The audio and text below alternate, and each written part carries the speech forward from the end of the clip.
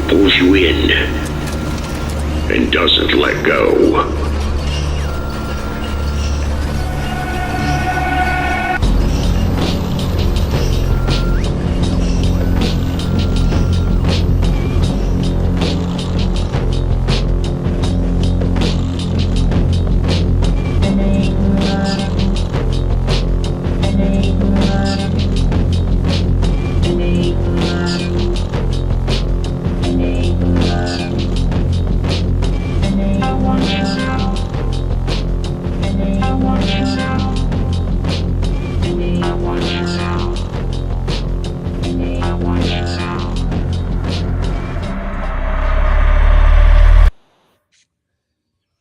Okay, hello. Welcome to a very special edition of the Carousel with two people. One, John McDermott, writer for Rolling Stone, as we all know from his sensational piece that has caused quite a lot of attention, and also GQ, Esquire, sort of a men's magazine type of writer.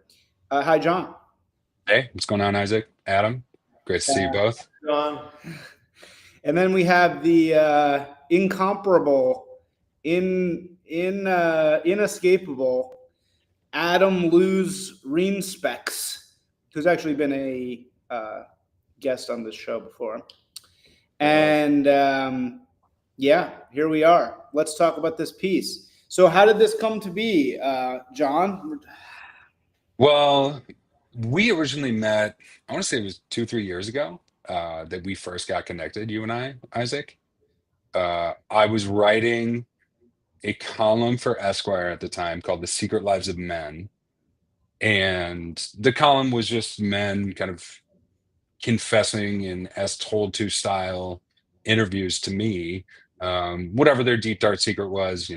I interviewed a guy who has blown, more than $500,000 on sports gambling. I talked to a guy who's addicted to porn. I talked to a guy who got that like penis girth enlarging surgery. Did it work? And Did it get more girthy? Yeah, there's this. It's like this sheath that you can get inserted into your penis, and it will, give you a couple of inches of girth. But I mean, there's a lot of problems with this surgery, and I would feel very worried about a doctor cutting up down there. Anyway, my editor at Esquire, and I think it's important to know, I thought it was a good idea, but it was his idea.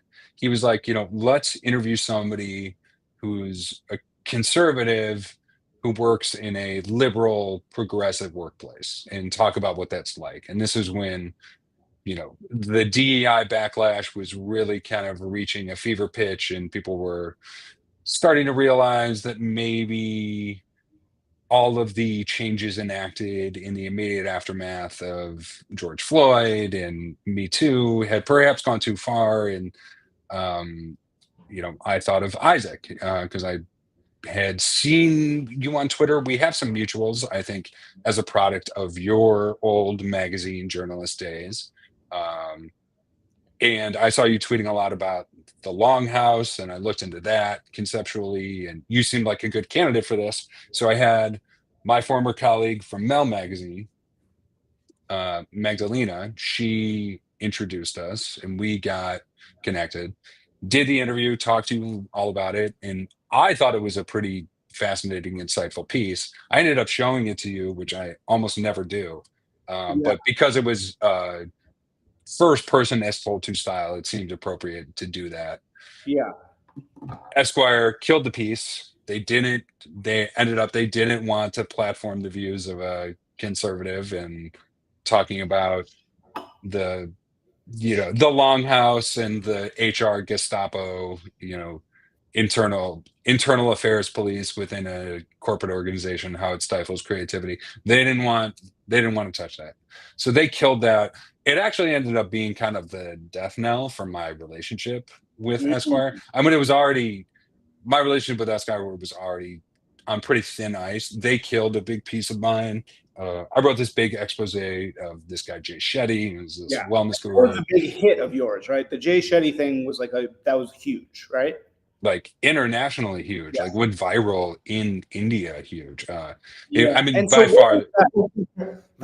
what was that? Can you tell us a little bit about that Jay Shetty piece that you did before this one? Sure. So I was writing for Esquire, and I was doing a lot of celebrity profiles. I did a celebrity profile of Spencer Pratt that was really popular, where that got picked up a lot of places. I profiled Nikki Glazer, that was fun. Profiled Dan Auerbach, the guitarist from the Black Keys, guitarist and singer from the Black Keys. And so my editor there, the woman who ran the culture section, put me on this guy Jay Shetty, and was like, he's coming out with a new book.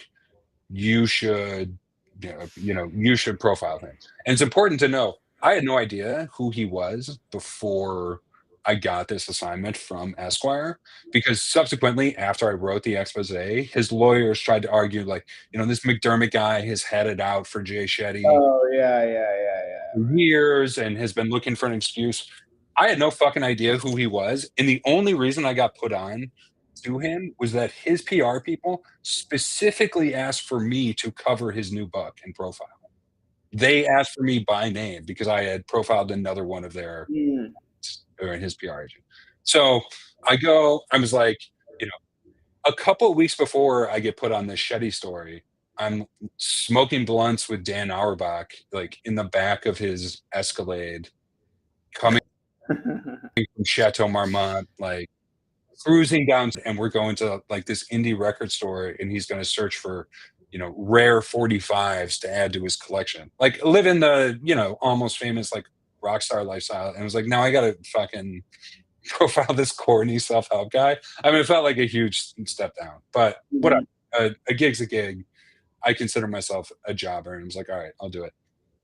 So I do it, and very unimpressed by the guy. He wasn't, there was this inherent hypocrisy to him, which was like, hey, I'm this former Hindu monk, and now I'm a millionaire living in the hills, living the Hollywood Hills, and a mansion that was formerly owned by Balthazar Getty. Like, I was like, you're not reconciling the inherent contradiction here, which is that every Eastern spiritual tradition is about giving up materialism, not having more, having less, and now and so just pretty crassly capitalist and accumulative of material goods in a way that I found just blatantly hypocritical.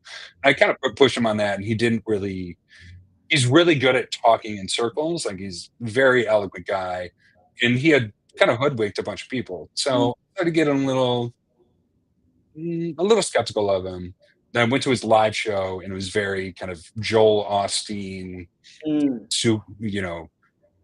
mega church, preacher-esque, and I was put off by the entire thing. And I was like, Kind of like Tony Robbins. Totally, yeah. And him and Tony Robbins are sometimes or contemporaries and sometimes collaborators. So very much in that mold. And it just kind of pinged my radar, and I was just like, something's off here. Like, what do we even know about this fucking guy? So I started looking into him. I found that he had plagiarized a ton of content. And then, if you're going to plagiarize in this day and age, my thought was like, well, if you're going to plagiarize so brazenly as a public figure, surely you're lying about something else, because there's no way to plagiarize without getting caught. Anyway, so I go back to Esquire, and I had since found people from his religious community that he had grown up with, and they were like, his entire story is bullshit. And they were, off the record kind of directing me like, hey, look into this, look into that. I go back to Esquire. I was like, I think there's an even bigger story here. And Esquire wanted absolutely fucking nothing to do with it.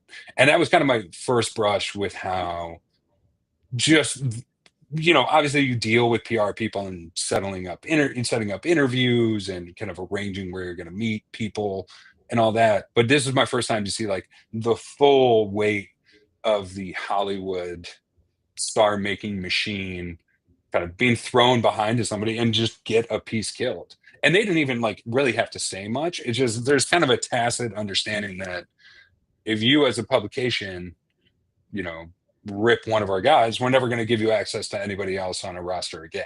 I mean, it's just like, that's kind of hanging over everything. But I'm a freelancer. I'm an independent journalist.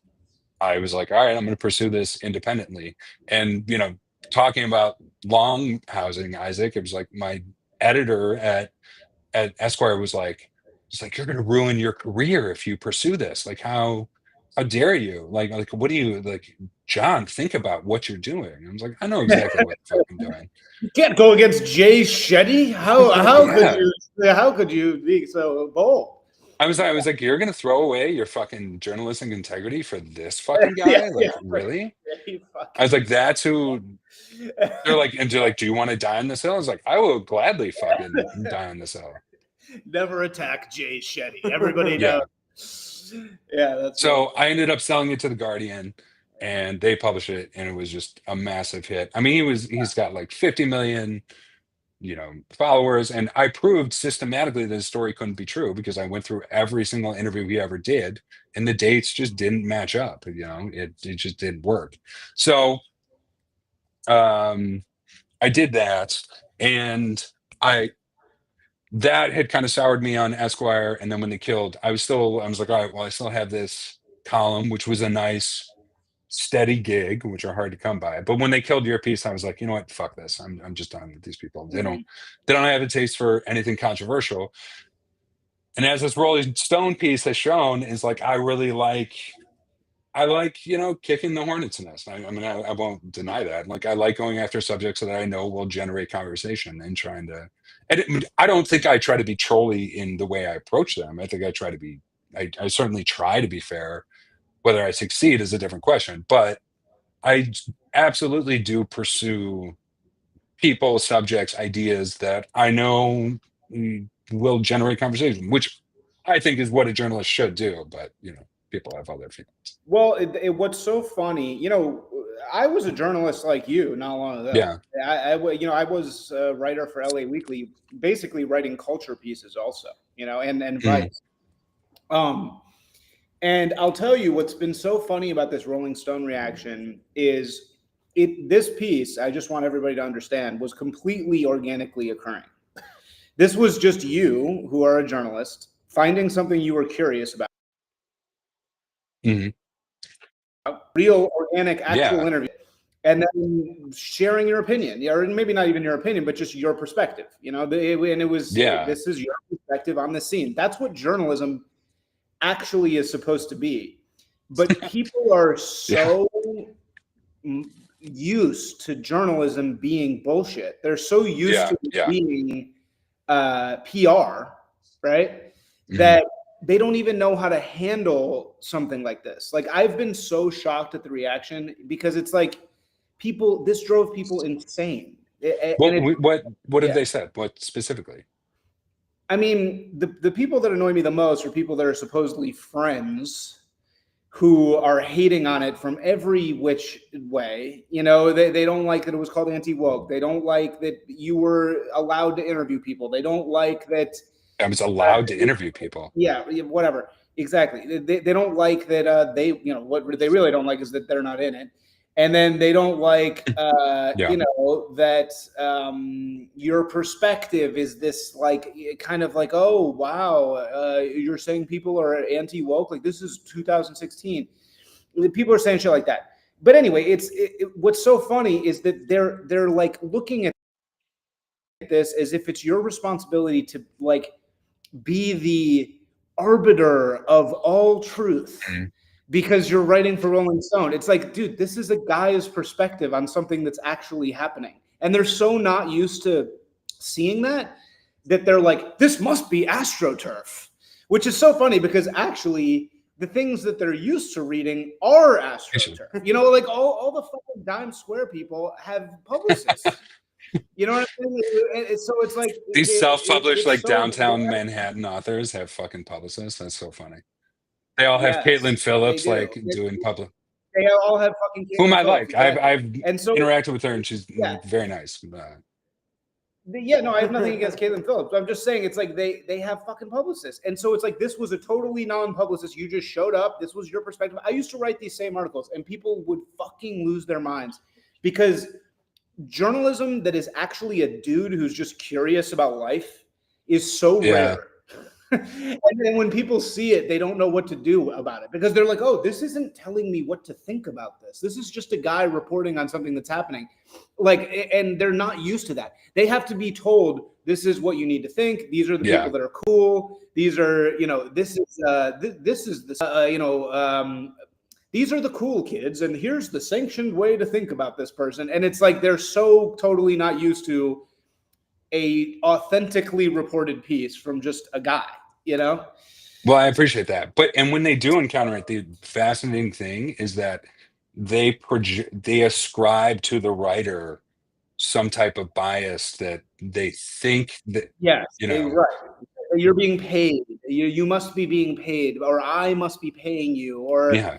so somehow none of that is true. The at only all. person that It's paid me so- was it's so- Rolling Stone. That one video. Yeah. There was that one very funny video that connected New Ritual Press somehow to Passage, and then connected Passage Press somehow to Peter Thiel, and then concluded that Peter Thiel must have been giving money to Passage, who was giving money to New Ritual Press, who was then giving money to you or Rolling Stone. They or think I Isaac. was on the take. Interesting. Yeah, Yeah. we're all getting We're all money. getting fucking. Meanwhile, the reality. This party, for example, when you walked in, right, we had the candles. You walked down the candle walk, and there was flower petals on both sides. Literally the night before, me and my friends were in the flower district, going through dumpsters. We were literally going through dumpsters in the flower districts, asking people who were throwing out old flowers if we could take their dead flowers because we couldn't afford to buy like hundreds and hundreds of bouquets of new flowers to like line. It's so the fascinating to me. Like you read all these trend pieces about how like nobody parties anymore, and like Gen Z they don't have social lives, and part of me thinks maybe there's some truth to that because it seems like people are so incredulous about the idea that a bunch of creative people just threw a party. Yeah, just right. to hang out and have a party. Yeah, and it's like, this wasn't somehow connected to some other initiative. It's just a bunch of people hanging out. And they're like, well, this isn't a thing. This is not real. This didn't The parties happen. didn't happen. And it's like, I made it all up.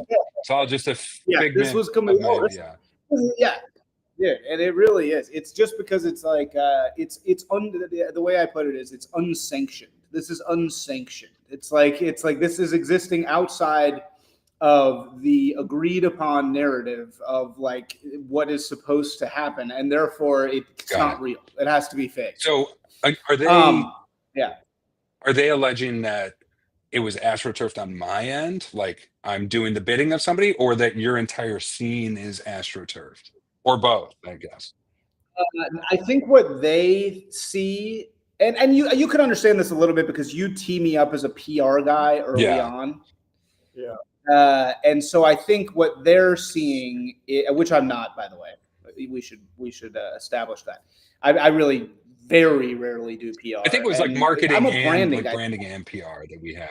Yeah. Yeah, we have done. I understand why it appears that way. It's these in today's world, these things have such weird names. I do basically creative marketing, right? Which I call branding. But I don't really do PR. Like Caitlin Phillips, that's PR. Yeah. She's fucking PR. And that the woman who did the New York party for New Ritual, that's PR. We really don't do that. We do like brands and videos and websites and that type of shit.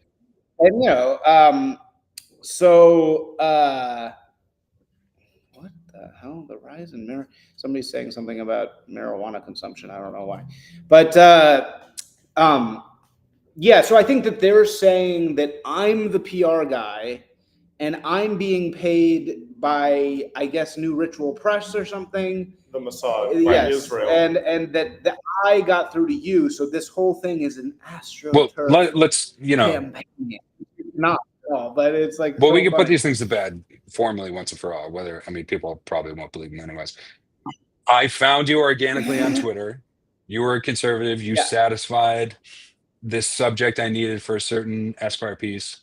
Esquire piece was killed, but I was still very interested in you.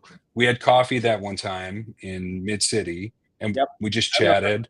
And you started, you asked me to come out to one of your events. I went to the Richard Hanania and Curtis Yarvin debate.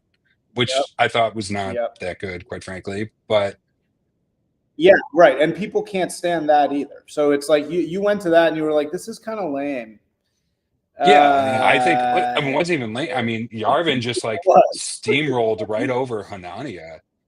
I know, dude. I couldn't even watch it, man. I lasted about 30 minutes, and I was like, "Why am Right. I watching this?" I just went outside and like But smoked cigarettes because I was like, "I can't." and just in general, and I was still intrigued by you in the scene, and you invited me to come to one of your parties. And if people really want to know, is that the timing was finally right for a piece like this. If there was any there's no conspiracy. It was just kind of the right confluence of factors finally came together where I was able to get a Yeah, piece by this published in a mainstream magazine. So, and regarding that, you're yeah, just kind of on a high level because I saw your earlier chat with another person about the Rolling Stone article, and you were talking about how, from your experience as a magazine writer, how these things get framed, and how I was looking for somebody kind of set people who were satisfying this void in literature of the lack of the young male novelist. But even more so than that, I think I'm a culture writer, and the single most fascinating cultural happening of my lifetime has been the cultural inversion around the arts politically. It, Adam, you're probably too young to remember this, but Isaac, when you and I were growing up, it would be unfucking thinkable to me that the Republican Party, that conservatism would be the political party of free expression yeah, and transgressive art and cool young hip artsy types and fucking downtown LA and east side of LA would all be conservatives. I could never have wrapped my mind around that growing up. Republicans, they were concerned about rap music and yeah. Remember, we were the Dan Quayle yeah, generation, where it was totally. like Dan Quayle, like censor. You remember parental Tipper advisory, Gore, yeah, or yeah, exactly, Tipper like Gore. parental advisory stickers, like you have to get your Yeah, fucking dad to like okay you to get this Smash Mouth album from fucking Coconuts, yeah. Dude, it's so funny. I literally, when you're saying that, I have this memory of being in Tower Records. You remember Yeah, of Tower course. Records? And just perusing Tupac, Yeah. Machiavelli, like the Machiavelli era Tupac, and just like an Eminem. Remember the Hmm. Eminem show? And it was like Hmm. parental advisory. And I think you had to like be 18. I was like 15, and I had to like get a parent. Remember, because they used to have the CDs in the like those plastic, like weird Oh yeah, long yeah, yeah, plastic things. Yeah, and because that was how you like looked through them, and you had to like get a parent to like yeah, go up to and like buy the CD for you. And yeah, everybody hated Tipper Gore and Dan Quayle, and everybody was yeah, the yeah. lyrics are so bad. Mhm. Yeah, yeah, and that was all right. I mean, well, Tipper Gore was, I She was guess, not, not but right. but But yeah, the Republicans, they were the stuffy party.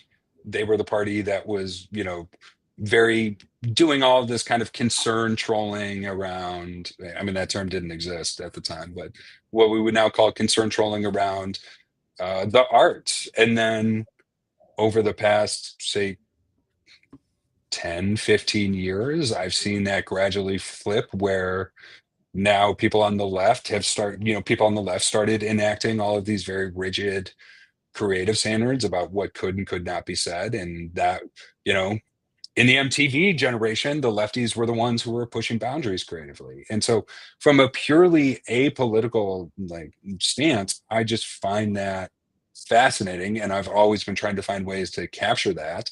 And people want to talk about the framing of like anti-woke, and I understand some people find it reductive, but you are taking something and trying to relay it to a national audience. So it is inherently reductive to some degree, but I do think it's a microcosm of this larger cultural happening. And that's what I found so fascinating about that. So it is a product of my own intellectual curiosity and also all of these kind of political factors that are happening on a larger scale.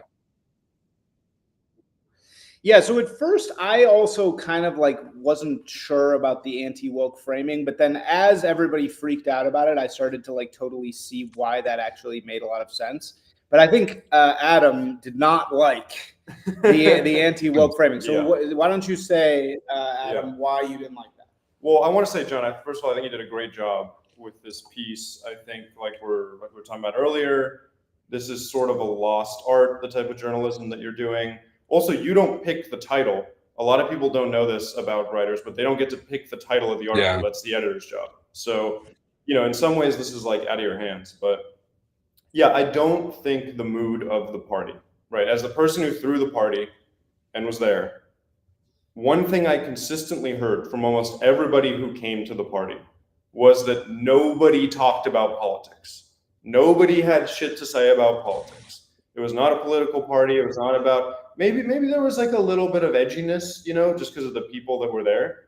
But there was no discussions about Trump or elections or policy or anything like that, or even kind of like cultural issues. The point of this party, and this is what I think the piece sort of misses, is that when we come on stage, when I came on stage in the beginning and I said, it's been a long winter, right? And the world is beginning to thaw, blah, blah, blah. And, springtime is beginning, and this is time for new friendships and new relationships and new cultures and new rituals and new presses and new, you know what I mean? The whole vibe that we were going for was like, this binary is dead. This whole thing of like woke and anti-woke and this constant like polarization and call and response is like over. It's really over. And actually, we don't know what's next. We don't know what the next thing is going to be. Maybe it'll look something like the past. We could talk about maybe what it's going to look like, but we're just ready for something new. It was supposed to be this blossoming. The whole point of the party was supposed to be the spring equinox. When you arrived at the party, you were given a packet of plant seeds. This is planting the seeds of something new, right? And you walk down the flower path into this like mystical backyard. We have this ritual with these like, pagan midsummer looking like chicks who are like have lighter fluid and blah, blah. And the whole point was like, it was just supposed to be like, we're interested and we're excited and we're welcoming of something new. Now, I will say, to be fair, right, the people who were there, the writers who were there, yeah, they're not liberal. I don't know if I would use the word conservative, but they're certainly not liberal. But there is a certain like language trick here that I think the article is playing, right? If you say, for example, that, what I'm drinking is non-dairy, that's one thing. It might have been a non-woke party, but if you say it's anti-dairy, that's a very different statement, right? Now it's like we are sort of organizing in opposition to something, like we exist in opposition to something. And this is something Yarvin will talk about, for example. Yarvin says, like, we're very careful of this. He says, if you let your enemies frame you, right? If you let them allow yourself to be just a response to them, right? Then you're letting them win. You're sort of doming you. You get to frame you and decide who you are. We were very, very careful with the branding of this, with the messaging, with the posters that we put out, to say that this was just about the springtime. This was about a season. This was about something actually so eternal that it's like removed from time. It's removed from contemporary cultural issues, in the zeitgeist. So I think that gets missed by the article. For example, in the first paragraph, you use that quote, right, where I'm talking about we're ready to blossom. And I describe all the imagery that was there. Did I mention anything about politics? I spoke basically vaguely and symbolically. And if you want to attach, some kind of meaning to like cultural cold, you could do that. But you could just as easily say it was about COVID. You could just as easily say it was about, we're too online. You could just as easily say it was about, the dating crisis or social atomization or the loneliness epidemic or whatever you want to attach to it. So, ultimately, I still think great article. I think you found something that no one else found. And I blame sort of your editor more than you. But I think the anti-woke framing of it is both dated and essentially dishonest. Regarding the dated part of this, because this was a lot of the, from people who are kind of very creative types and kind of maybe not part of your immediate scene, but kind of contemporaries of yours, I would say, just in terms of being young creatives, they were like, oh, 5 years too late, which they're not necessarily wrong, but also no other major publication had written about it. So in terms of on that level, I'm still the first person to get there. And if it wasn't relevant, then why did it elicit such a strong response? Dishonest, I will push back on that because I understand what you're saying. In terms of capital P politics, we're right. No one, the only person who was discussing those things at the party was me because I was asking fucking people questions about them, right?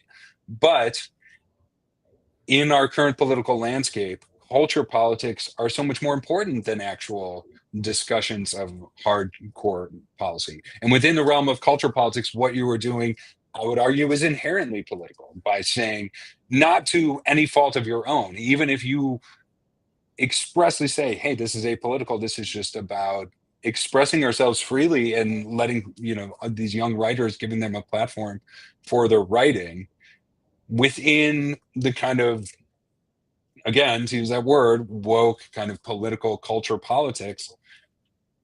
To do that, they would argue is kind of inherently an attack on what they're pushing, or at least running counter to that. That's totally accurate. Like Omar is a neurodivergent Mexican guy. Was it anti-woke of us to have Omar read his super hypersexual chapter as a neurodivergent Mexican? That's fair. I mean, you're talking about the overall framing. Like, let me say this: if that wasn't in the headline, would you still feel this way? If the headline were different? Well, I think that's what I'm saying. I think there was sort of a deeper. I think when we met and interviewed, we got into some really interesting stuff. I think there was sort of a deeper thing to unveil here, which was like, there's another Yarvany point, I think, that he makes where it's like, there's not really the left and the right. The right is just sort of history. The right is just sort of like what's true, right? The right is and just everyone else is wrong. The left is this weird. Well, the left is just this weird thing that everyone started doing recently, right? It's like the real thing to unveil about this party was like, I don't know, the organic, original way that just dudes used to get together and host a reading in a party, and it wasn't about politics, about having fun. No, but he asked a good question. Yeah, you should answer the question. What's the question? If the title wasn't, if that wasn't in the headline, if that wasn't, well, that's what I'm saying. I still think the article sort of missed a paragraph or two that was like, what these guys are actually pushing for is something beyond the political. And left-wing people are welcome to be a part of this, which is something we said in our interview. It just has to do with like getting past this little stupid binary polarization we're all stuck in. And if anything, this article really showed me, like the fact that your editor picked that title, that it's not us doing that. It's the media. It's these, because they wanted clicks. They wanted everyone to go, oh, whoa, we own the libs. The libs are done. We own the libs. I don't think that's why they did it, though. I don't think they called it anti-woke to get clicks. I mean, to some degree. I mean, you want to kind of publicize the piece, but I don't think that's an unfair encapsulation of the scene in general. Your interpretation of the scene and what its ultimate aims are, that might not coincide. But I did try to express that in your own words. I mean, I did that. I believe that quote that you said about how you see these literary salons and literature more generally as a vehicle to kind of curing our social atomization, that made it into the piece, right? No, it did. That's what I'm saying. You just thought I should have hit that point like harder? And that's kind of my point. Like if you read the piece, which I don't think a lot of like the people who didn't read the piece just reacted, but if you read it, you'd be like, wait, hold on. Like this guy and all these people are saying, you have tacos in there saying, I don't even mind wokeness. Doesn't even bother me. I'm going about my day. You have me saying, really, there's a lot of ugliness on the right, and there's a division between the sexes, and etc. So there's like a sort of dissonance between the title and the piece, which again, good job you, bad job your editor. It's on site if I see your editor. Yeah.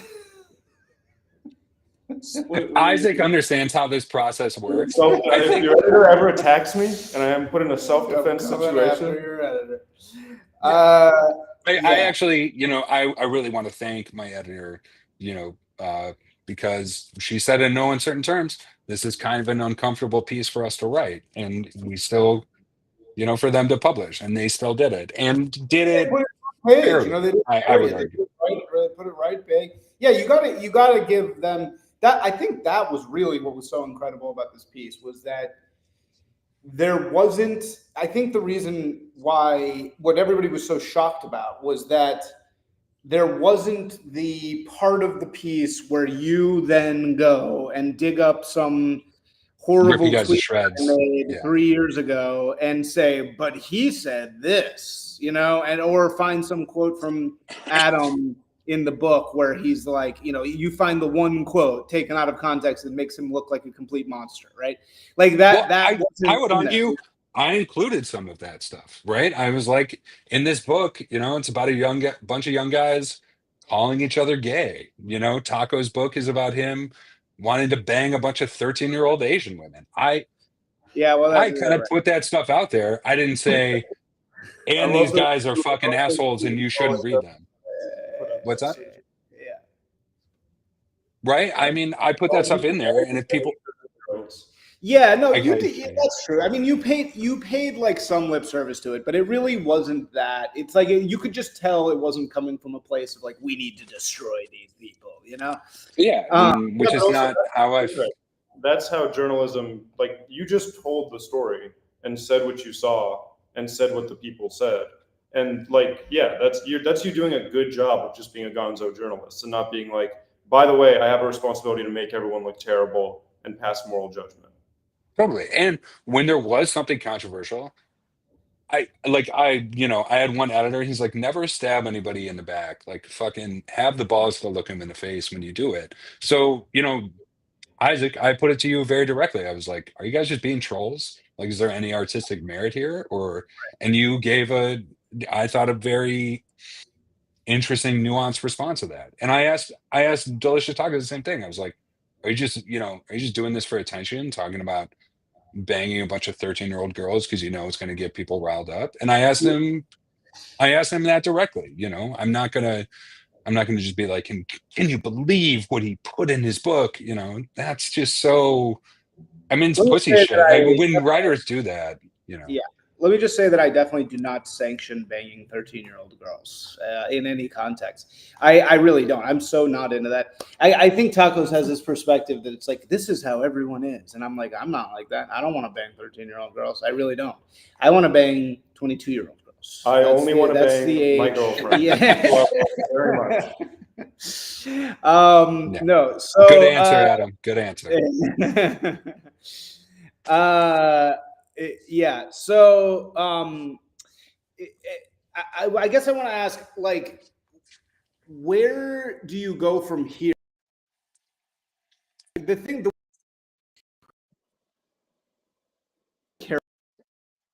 on in your career, and you're playing this character in your career and in life that is this type of journalist that doesn't exist anymore, kind of. Right? Yeah, I mean, it's like we're kind of a dying breed. Yeah. Yeah, this thing that you're doing where you're GQ, Esquire, Rolling Stone, and you're just writing about culture and you're, calling it how you see it. Is there a future in that?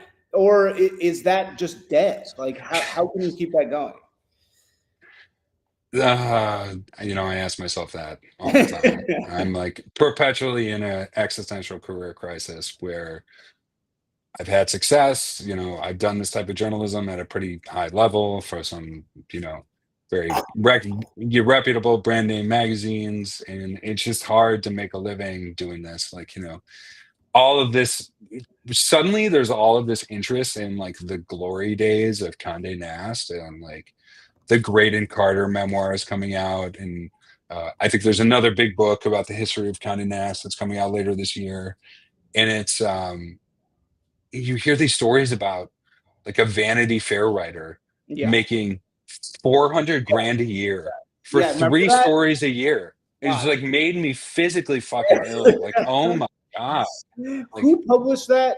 They figured that out. Somebody just resurfaced that. Remember, like Yeah, I mean, it was guys being like, I'm ashamed to admit this, but this is what I was getting paid. I was back in making the day. $500K to write 3 articles a year for Vanity Fair. Fucking unbelievable. Right, and it's like, but it's sadly, dude, and that's the type of shit I like. I'm so a magazine reader and writer. You know, like I Same. also write for magazines. I write for Frontier. You know, like I do these Yeah. gospel pieces also. But it's like it's such a dying art form, man. The long form magazine article, I love it, but it's like, you know, I've been a lifetime New Yorker reader. Yeah. I've been a New Yorker, and it is the biggest crock of shit. It's like, you know, look, I'm not saying this to be racist. I'm just saying it because it's true. It's like Hainan Lee Steinman on some shit I don't fucking care about at all. And it's like, what happened to these great New Yorker profiles? The New Yorker profiles were the best. The New Yorker movie reviews were the best. Now it's just a bunch of trash in there. And I miss that, man. Like, that's my fundamental favorite. Do you think type the of art, quality but of it's the New like, Yorker has gone down? it really feels like, oh my God, it's in the toilet. Have you read these movie reviews? They're so bad. They used to be so good, man. And the movie reviews are terrible. And now these articles, it's all diversity bullshit. I mean, it's so not, the craft of it is what's been lost. Like the extreme dedication to craft, you know? And you know, you were talking about that earlier in the week in the earlier Carousel podcast taping that you did, where you were talking just about how the lack of the career ladder is totally gone, and the talent pipeline has just been totally obliterated. Yeah. Well, and that's what I see with somebody like you. I see somebody like you who has this talent, and you have this genuine curiosity. You have the ability to find good stories without being assigned them, right? Which is extraordinarily Well, I get out in the fucking rare. world. There's this entire generation of like. Also, your girlfriend is really hot. Your girlfriend. My girlfriend is very hot. Thank you. Yes, and she will. Who's his girlfriend? Showed me some pictures. Thank Unbelievable you. work, John. Everyone out there is watching the guy absolutely kills. Okay. So, thank you. That's women like writers, Adam. You know. Yeah. They sure do. Literally, Sure I mean, do. that's like why she went out. She's like read some of my writing, and she was just like, "All right, I'll do this."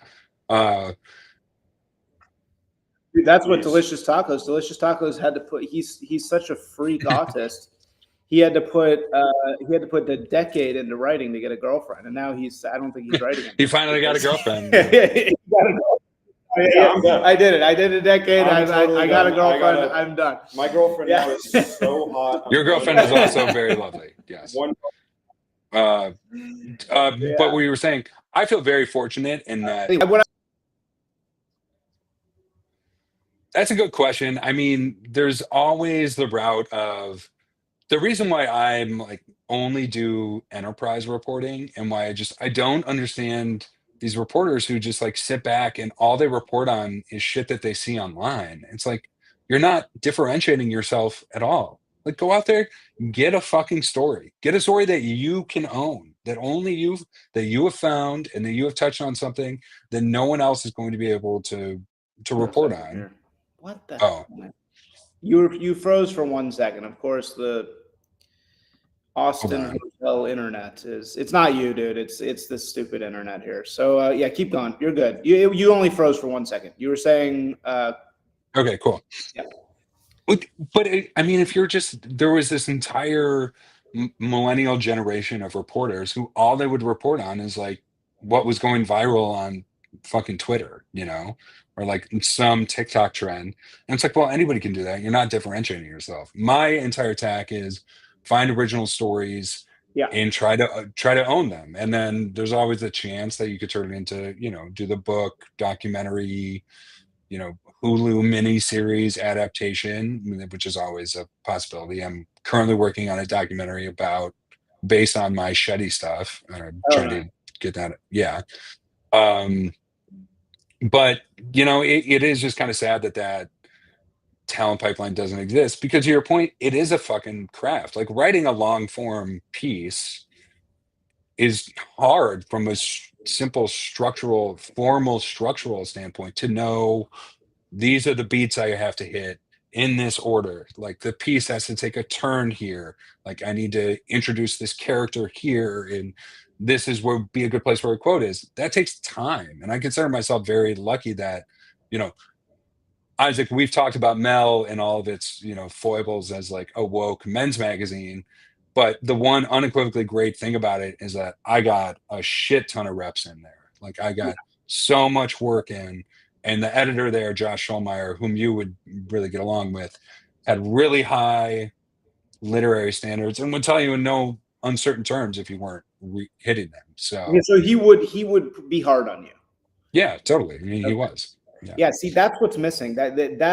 So when I started writing for LA Weekly, and I had other editors who were, he was hard on more of like a writing aspect, but like my other former boss, Brian Morrissey, he was really hard on like a reporting aspect. Make that extra call, get out there, like find a story, like, but that was more of like a scoopster kind of writer job. He wasn't so much of like, impress me with your literary pyrotechnics type of editor. Yeah, I think it's like but the whole art of it is it's like that. As you're saying, the reps, getting in the reps as a writer, at that level is so important. You got to basically in order to become a good writer, you got to do like 10 years of reps, I think. And totally. what really sucks is that, and like supervised reps, like someone telling you like, it's not good enough. Really, it has to be harsh. Like there has to be somebody that like, this sucks, this sucks. And I had that when I first started writing for LA Weekly. I remember I had this editor, Ben something, Jewish guy who wrote about rap. He loved writing about rap music. And he was great in the beginning. He was very harsh. He told me what a nut graph is. I didn't even know what a nut graph was at that time. And so he really helped shape me, and he pressured me hard. And then it all evaporated into wokeness. Then everything became about don't other people. It all became about that, and it just stopped being about the craft. It stopped being about like, how good can we make this article? And in the feedback he was giving you. Well, he went, so it's actually really funny. He went, I wrote this article about Chief Keef. I went to his house, Chief Keef's house, and I got hammered on Hennessy. And I tried to interview him. I sat there for like 4 hours smoking blunts and drinking Hennessy. And I tried to interview Chief Keef. And Chief Keef is very shy. He's a very shy guy. And he was kind of like in the background, like, and all his friends were like carrying AK-47s around and like coming and like talking to the white boy. And I wrote about this experience of being the only white guy in a house in, the Valley, like a little Scarface mansion, of being a white guy with 25 young black men carrying AK-47s. And it was a big problem because it was like I was othering the blacks in this piece. And I was like, well, how else would you like me to write this? Like what am I supposed to write this? It's a fish out of water. That's exactly. That was the whole point. It was that it was a fish out of water thing. It was also a little bit like Frank Sinatra Has a Cold, which is a great Gay Talese article about. Have you read that? Yeah, of course. Yeah, it's about Gay Talese trying to get an interview with Frank Sinatra. It's so so good. Following him around and just writing, and it's so great because he writes it with just like this arm's length distance, like he's close enough but just not fully there. And he can never quite get it. He can never quite get the interview. And Isaac, you are black. Shout out Al. What's up, Al? So I mean, look, I wasn't anywhere near Gay Talese. I was just a little shitty LA Weekly writer, but still, it was like, that was the point. But and that was like a big problem. And I think basically the entire art of what we do was put on ice for 15 years. As we had to go through this horrible communistic period of censorship and insanity. And I think we're coming out of it now. And what I hope for guys like you, what I think it's like, uh, it would be great to get back to like, let's be viciously dedicated to the craft of writing these magazine articles, right? It would be great to be able to get back to that. Oh, it'd be amazing. Yeah. Yeah, and again, I felt very fortunate that I got that, because I don't know young kids coming up now. I don't know where they're going to get it from. I mean, those jobs are just Yeah. really hard to come by, and just the business model is really dead. But it also sucks. The reason why I think there is such a dearth of it is that there was that period in the early 2000s where there was tons of money flowing into Vice, into BuzzFeed, Yep. into all journalistic ventures. But all the people that were being hired that were my age were just being hired and like put on the national spotlight with no training. And so you don't really know how to write. You don't have the formal training of like, here is how you structure a piece, because so much of magazine writing is just structure, really. I mean, that's one of the hardest things to kind of internalize and to kind of get good at.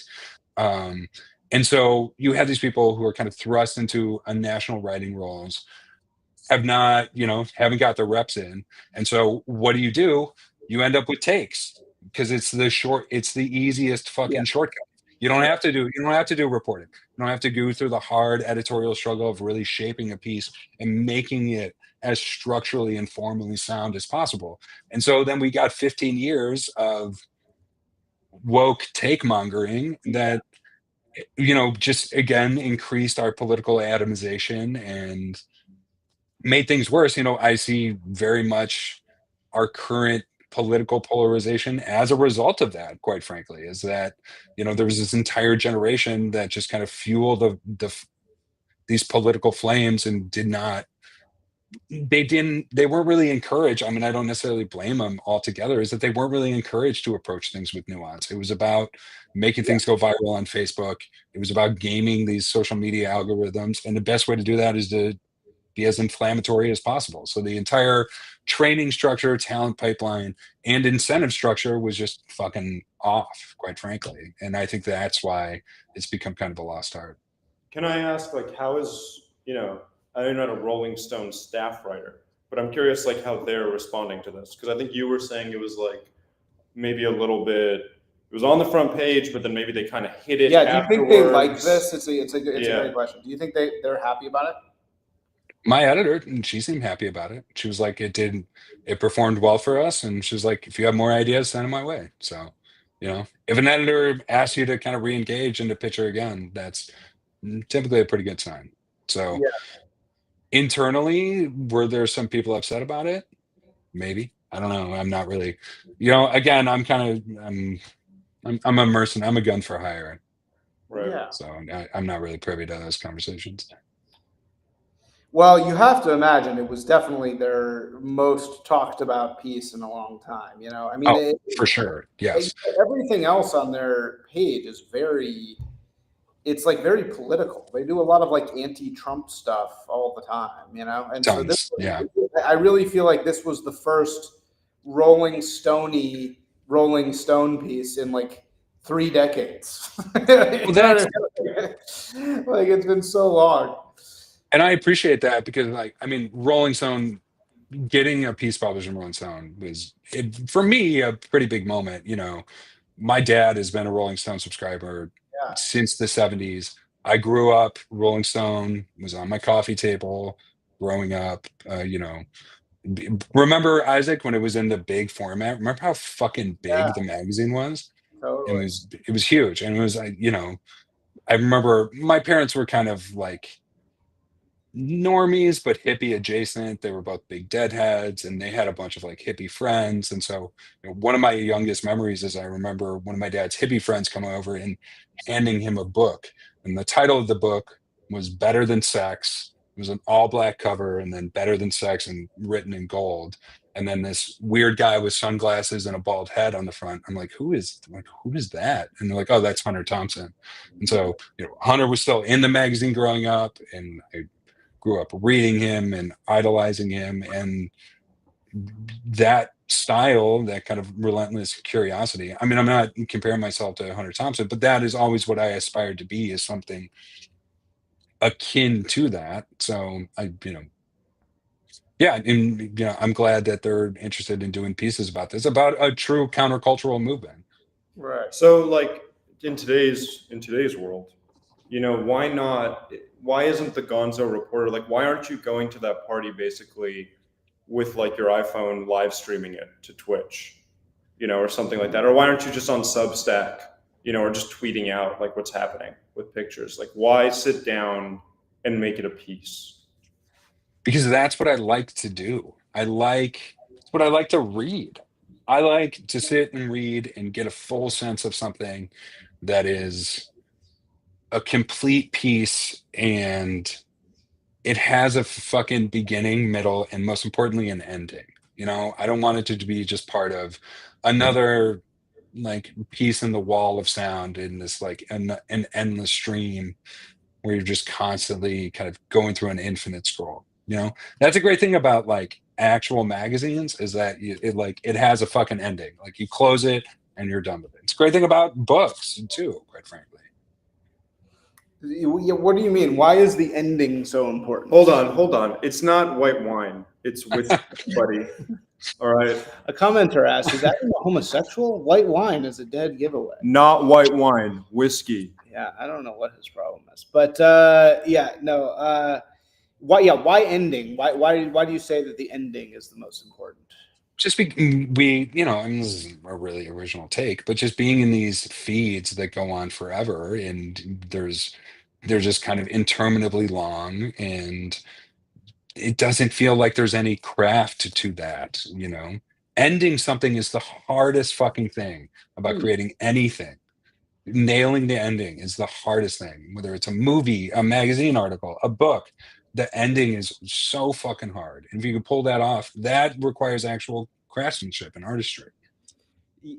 My top two favorite endings. You guys got to think of your favorite endings while I'm Okay, sure. In a To book? anything? Anything. One, Grapes of Wrath. I think Okay. best ending ever because it's. I forget how it ends. Yeah. So it's, you know, it's basically a communist book, but it's so good. I mean, it's about, you know, the power of human connection and, you know, humanity ultimately winning over against naked industrialism. You know, like that's kind of like what that book is about. And, you know, Tom Joad, right? Tom Joad is like the, you know, the common man, the leader of the common man. And it ends with, this is really kind of gross, but it ends with the sister, Rose of Sharon, her baby dies, and she's like in a shed, and there's like a worker starving to death, and she breastfeeds the worker. And there's something about it that's just like perfect. Like it's like the perfect it's like the perfect image to sum up. In my opinion, the best ending is something that is the perfect image to sum up everything that has just happened before. It's like a final image that sort of allegorically like explains it all. And I feel like that's like the perfect image to end. And you're right, these endings, it's really hard to do. And then the other one is Sopranos. I think Sopranos is the perfect ending. And I've said that a long time. Yeah, because one, it's Don't Stop Believing. So it's like I don't even think Journey's from New Jersey, but for whatever reason, that song represents New Jersey. I don't know why. So it's like, you know, it's this perfect East Coast trashy song. It's totally like, you know, Tony Soprano, the song is Don't Isn't Stop. the song kind of cringe though? Yeah, well, right. It's like a cringy, like, you know, karaoke song, right? But it's perfect. Okay, yeah. Soprano, and it's Don't Stop Believing. So it's don't stop, you know, believing in Tony Soprano. It's like don't stop believing in this story. But his last words are these are for the table. So he puts onion rings in the middle of the table and he says these are for the table, which is like, you know, I've been doing it for my family this whole time.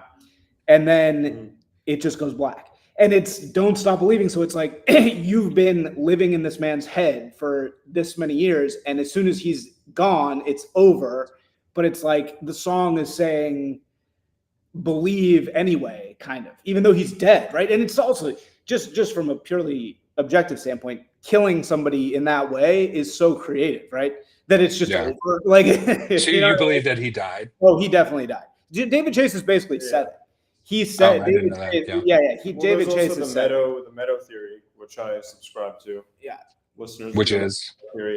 If you watch the show, there's a lot of times where Tony almost dies, and then Meadow is the one who intervenes and saves him. It's like this weird coincidence that keeps happening. Like Meadowlands, they go out to see Meadow's college visit, right? And he's like about to get killed by the one guy who's like, Broco Merta, and then Meadow saves his life, right? And that happens like 2 or 3 times. In the final episode of The Sopranos, Meadow's late to the family. Yeah, right. And the show's making a real point of like showing that she's late. Oh, that she's like, yeah. she's like parking and she's driving, Yeah. and you know what I mean. Oh, and she so just opens the door as it cuts to black, sort of. So okay. you can like surmise that she didn't get there in time. The guardian angel. That is very good. Okay, I like that. From the Sopranos tree, my favorite ending is Mad Men. Which Oh yeah, well I that's think- a good one also. Yeah. I think they absolutely stuck the landing, and also a show that kind of lends itself to multiple Rajas with just so densely layered. But yeah, Don surrounded by a bunch of hippies doing breath work, and then he's just like, I know how to make a buck out of this. I think it's great. It's the perfect ending, Yeah, right? that's a good one. Yeah. And then the Coke commercial, right? Then they play. I would say, I think it might be. I guess they had to do it because other people wouldn't understand the reference, but it might have been better if they had excluded the commercial. Yeah, well, right, because I think it was the first time where like it was a real commercial, right? I don't know if any of them. Yeah, yes, it was the only time they showed a real commercial within the show. Yeah. There was one other thing I wanted to talk about, and Isaac, I want to get your thoughts about. Yeah, wait. Sorry. I forgot. You're a journalist. You should be better at asking questions, Sean. Okay, I got 2. Number 1, a movie that I think is probably the best movie of the 20s so far. That's Tar, starring Kate Blanchett. Tar's great. I love Tar. The ending of Tar. I liked how Isaac was explaining, like, what is a good ending. The ending of Tar, I don't know if it fits that criteria, but it made me think, like, why is this ending so good?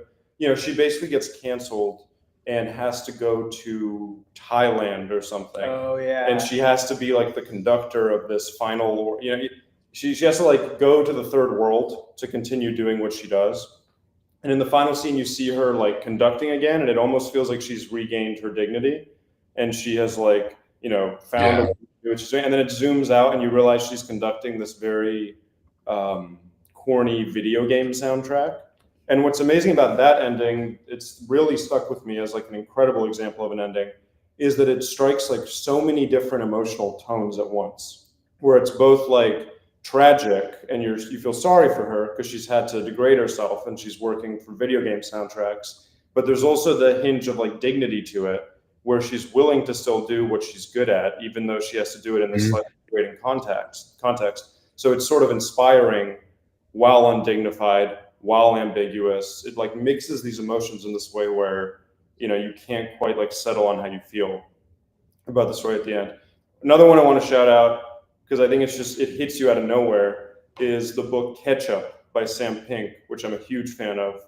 And throughout that book, he talks about this duck that lives near his apartment complex called Bedhead. And he says this duck has like funny hair. It has a hairdo. And then it just smacks you right at the end. I'm kind of spoiling it, but right after the last page, so this is actually just beyond the ending, you just see a picture of the duck with the bedhead.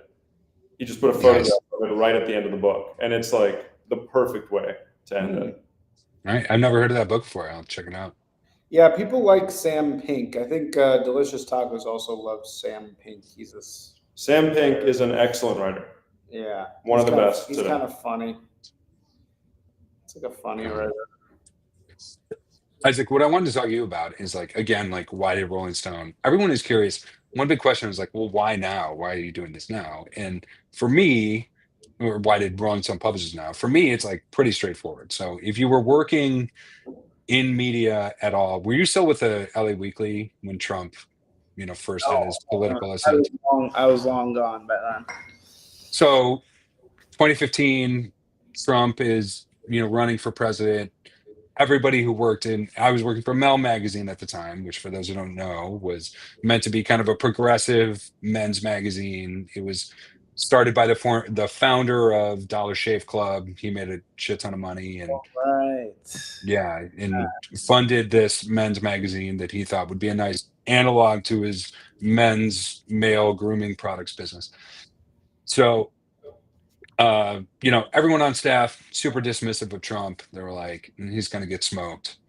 And I was brought on to Mel to be kind of like the voice of the everyman guy from the Midwest, from middle of the country, bring a little balance to the staff because it was admittedly kind of a progressive men's magazine. Progressivism was a little bit different back then.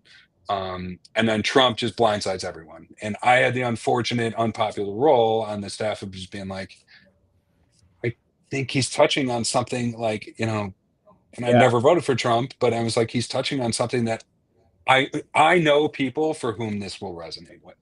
Like, I absolutely, I understand what he's doing. I know you don't like it. I'm not saying I like it either, but what he's touching on something important. They don't want to listen to me. Anyways, he goes on to win. And instead of being like, okay, well, what was he able to kind of find within American politics? What kind of disaffection was he finding among American voters that he was able to take advantage of? Instead of, approaching that with intellectual curiosity, it was all just resist. Like, we have to meet force with force. There's Nazism in America, and now we need to kind of go even harder into the woke stuff. And then so it was Trump resistance, and then Me Too, and then Black Lives Matter. And no one would ever have been interested in writing a piece like this that wasn't extremely critical. So then 2020 comes around, Biden wins, and I think a lot of people in mainstream media, and this wasn't just at Mel. I mean, this is when the Washington Post was like, democracy dies in darkness. Like, at all levels of media, there was the current editor of the New York Times has said, he was like, yeah, we got too liberal. Like, we're trying to tack back towards the middle. We're trying to kind of reestablish if I could do one thing in my career, it would be help kind of reestablish some kind of trust in the press and kind of mend all of these, criticisms that have been brought against us, not unjustifiably. Anyway, why not? What's up? Why not? I'm curious, like, why not? Obviously amazing to be in Rolling Stone, but I'm curious, like, why not start a Substack? And because you're good at finding these pockets of real life, because you're out in the world, because you're curious, why not just have a Substack where you can just write about whatever you want without any editor approval and just report from there and build a following where people are interested in what you're finding? The audience building portion of that, I find very intimidating, and getting it to a point where you can make a steady income, I think would be really hard.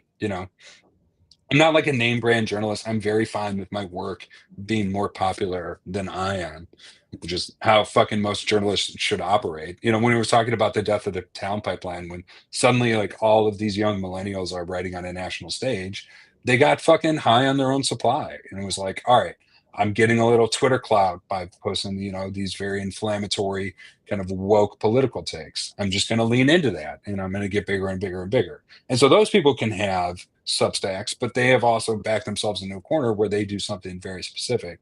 Whereas I like being a generalist and, writing for different publications. And also, I don't know, I guess I'm kind of old school. I like having my fucking name in Rolling Stone. That means more to me than having my name on Substack. I mean, saying it really well. Well, and also, I think the issue with Substack is, again, there's no downward pressure. So it's just, in order to get the diamonds, you got to have the pressure.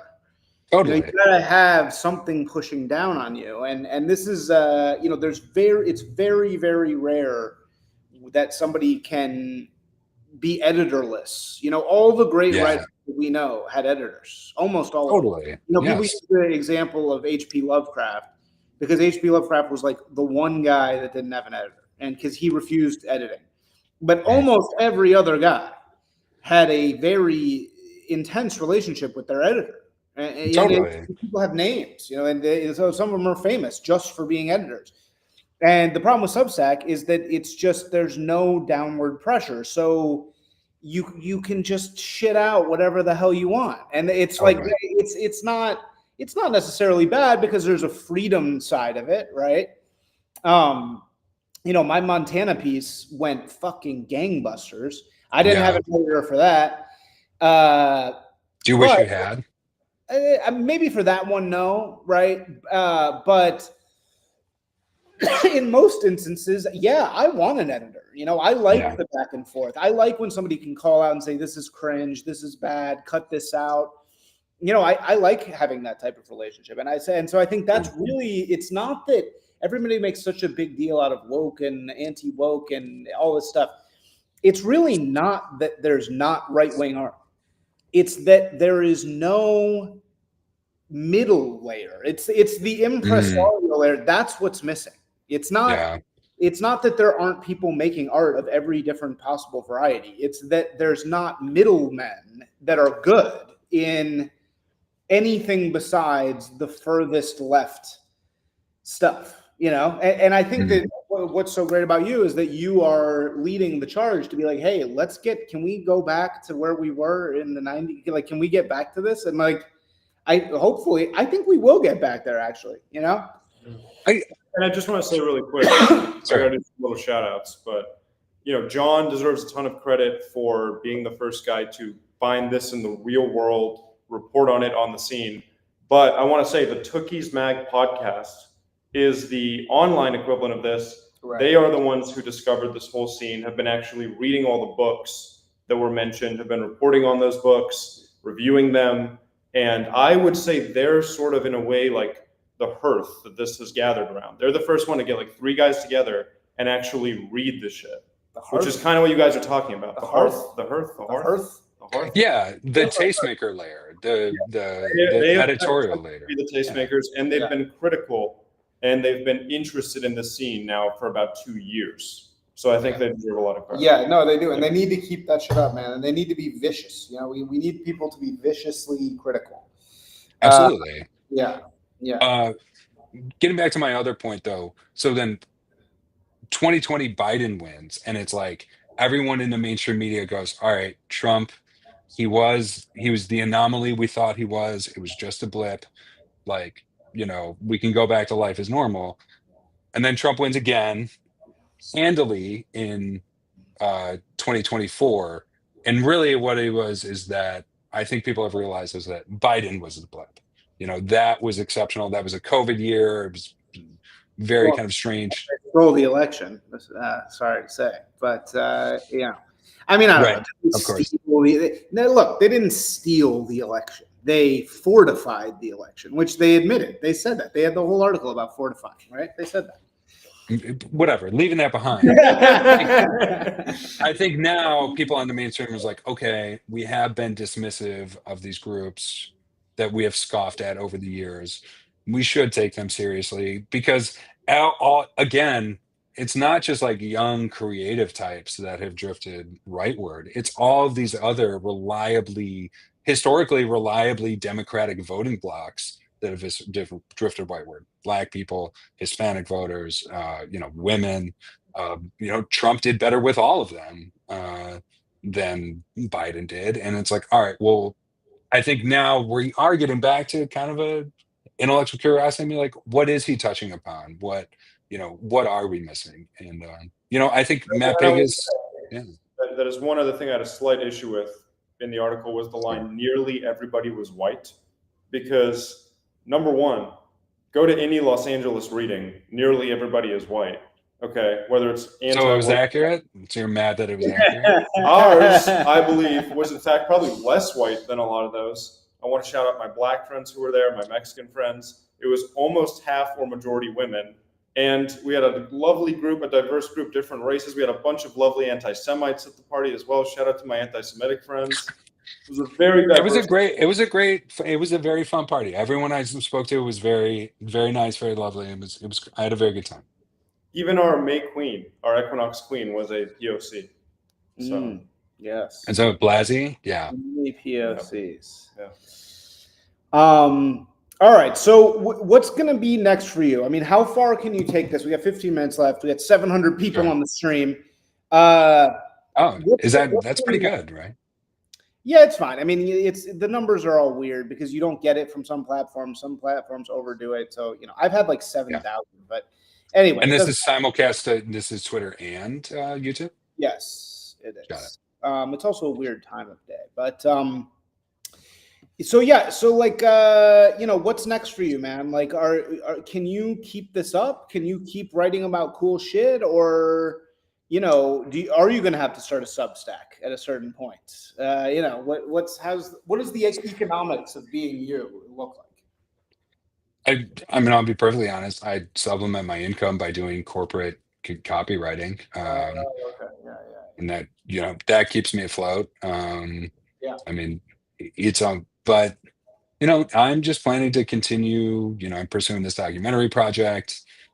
Have a book agent now. I'm working on a book proposal. So I'm just trying to keep climbing the ladder and keep getting more stuff published. So I have amassed enough body of work and enough nice clips now that most editors will at least respond to my emails. So yeah. Plus, we're all going to get the Thiel direct deposit by this week. Right. I got the Teal bucks coming in for sure. We're all getting the Teal bucks.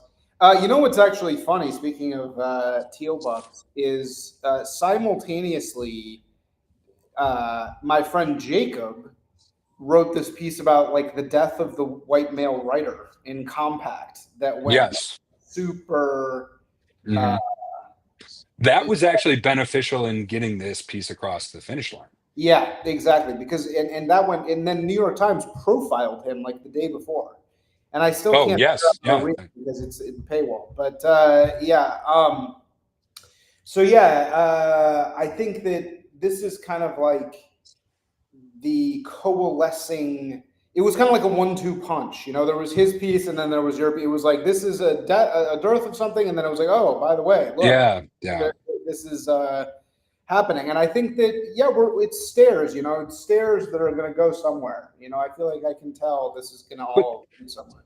Just even the mainstream media being able to admit, and it's undeniable they have to admit, but even just them even admitting, yes, straight white male writers have been shut out of mainstream literature for the past 15 years, which is, Jacob really broke it down quantitatively in a way that was undeniable. Like he broke undeniable. That was just like, you can't argue with this because it's I mean, that's like, it's essay, like persuasive essay writing of that kind is really kind of a lost art because he made his case and it was ironclad. Yeah. Another part that I think is true about his case, and what Isaac have talked about a lot, and what I think is a big issue, is that you do have some white male writers, but they're primarily writing science fiction or sort of noir detective pulp or like basically political nonfiction editorials. What you don't have, what's like glaringly missing, is I don't even think white is the really important part of this. I think the important part of this is male writers who are writing literary fiction, who are writing fiction about contemporary straight male life, writers, about American life, about the actual world that we're all inhabiting. And I don't know if that has to do with social isolation, or a breakdown in actual world culture, like in-person IRL world culture, that there's not enough to write about. But to me, that's really the gap. Because you can find like 50 of these dudes. One of the guys who did that YouTube video that accuses us all of being pagans, getting money from Peter Thiel to promote paganism, he made a point to like showcase his this is real right-wing literature. Totally. I mean, it's just and it's like, right. And he's writing like genre fiction, and it's like, first of all, we're talking about literary fiction, and also you're seething jealousy that these other writers are being featured in a mainstream publication where you are not is so blatant. And also, his analysis is just fucking wrong. I mean, New Ritual is not a part of Passage. Dan Baltic's first book came out in Terror House, which I think is a part of Passage, but New Ritual is entirely it wasn't. It had nothing to do with Passage at all. Yeah. Terror House isn't part of Passage? I think maybe it is now. Terror House has now been acquired by Yeah, Passage. yeah. But Okay. when Terror House published both Matt and Dan's books, they had absolutely nothing to do with them. And you got to understand, no one's getting paid any money for this. Right, Like, yeah. you found a genuine literary scene that answered the question in Savage's article where everyone's doing it for free. Everyone's doing it out of passion. Again, we were fucking dumpster diving for flower petals. Like, this is the farthest thing from AstroTurf possible. Yeah. Sorry, I got to grab my power supply. I'm running out of juice here.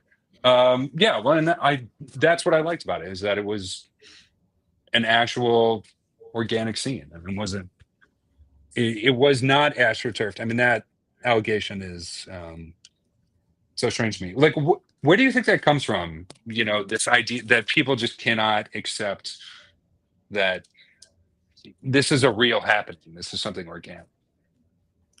Well, I'll say, like, specific to this scene, I guess it is kind of a funny joke at this point. Like, anytime, really nobody has gotten actual teal bucks. There's like very few. There's maybe a couple people who have actually gotten amounts of money from Peter Thiel to do some kind of artistic project. Yeah. But so that's just become kind of a joke. And then I think people who are less connected or not in on the joke think it's a real thing and think that there actually is all this teal money floating around. Yeah. But to your credit, this is another point that I've argued, which is like, I don't know anybody, I don't have any friends or know any artists who have a brilliant idea. They have an incredible screenplay. They have an amazing novel idea. They have something that is so brilliant and revolutionary. They just can't get made because they don't have enough money. I don't know anybody like that. I really don't think funding is an actual issue. It's never been easier to publish your own stuff.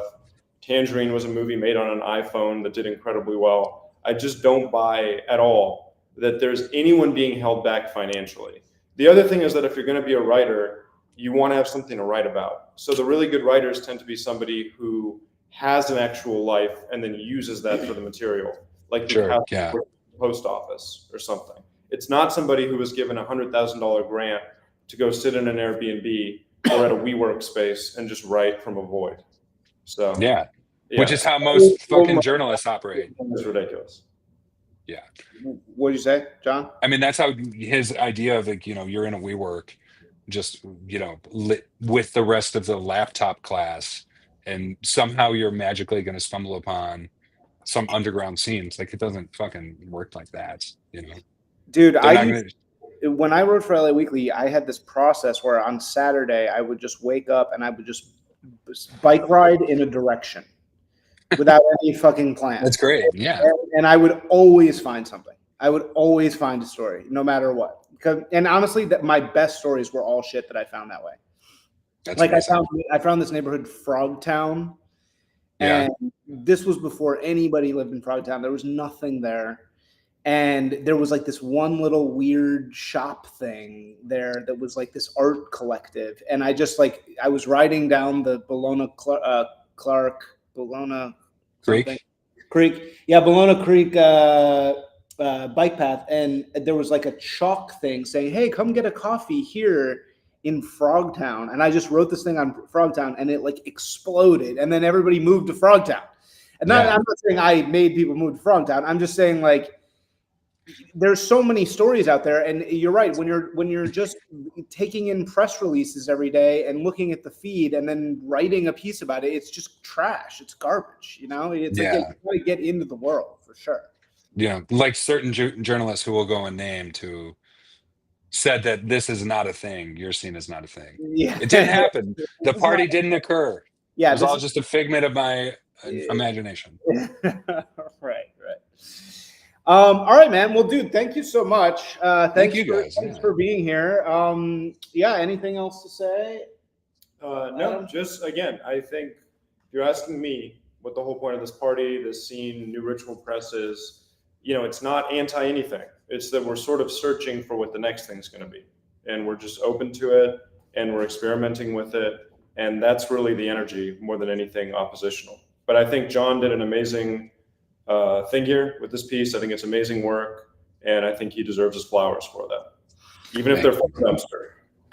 So Good. what? Adam, question for you. I'm curious, have you or any of the other writers featured, have people been like, oh, I'm interested in picking up your book? Have you seen more Yeah, people kind of clicking and more traffic to your Amazon? yeah, definitely. I've seen a bump. I'm definitely Interesting. seeing a bump in sales, which is cool. That's the thing is like I know a lot of these writers. I also want to shout out Cairo Smith was there. He's an excellent Kyle writer. Smith.